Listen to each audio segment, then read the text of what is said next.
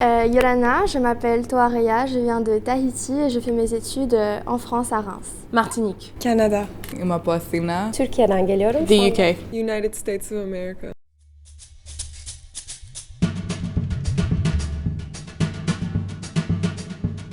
Intéressant. Complète. Surprenante. Vide. Décrire mon expérience étudiante en un mot, je dirais montagne russe. Stressante. Nouveau. Dynamique. Well, interesting.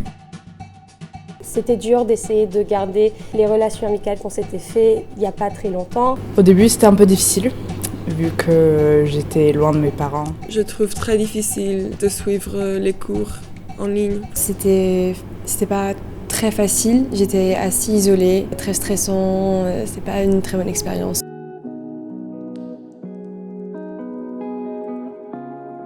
Juste en faisant attention à toutes ces restrictions, j'ai quand même pu vivre à 1 degré une sorte de vie étudiante. C'était un peu compliqué d'essayer de créer les rapports, les relations avec les autres dans ma deuxième langue. Donc j'étais un peu livrée à moi-même.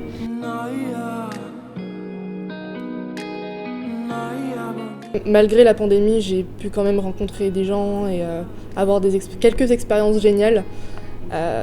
Et ça m'a permis de mûrir aussi et devenir plus responsable.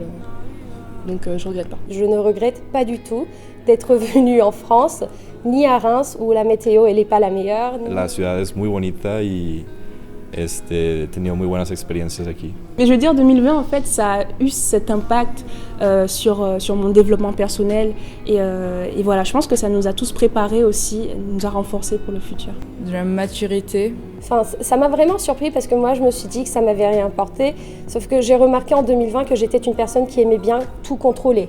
Alors quand il y a eu la pandémie et les restrictions que je ne pouvais plus contrôler, ça a été un peu suffocante pour moi au début. Mais après, petit à petit, j'ai commencé à m'habituer à cette imprécision du futur. Ça m'a vraiment appris à être dans le présent et ne pas rester dans le passé ni aller dans le futur. Et ça m'a appris à être patiente aussi. Je me suis rendu compte de l'importance de ne rien prendre pour acquis et de profiter de la vie et des gens qu'on aime tant qu'on peut parce que tout peut changer du jour au lendemain. Arrêter de me questionner sur chaque acte qui était normal avant la pandémie. La pandémie a semé beaucoup de doutes.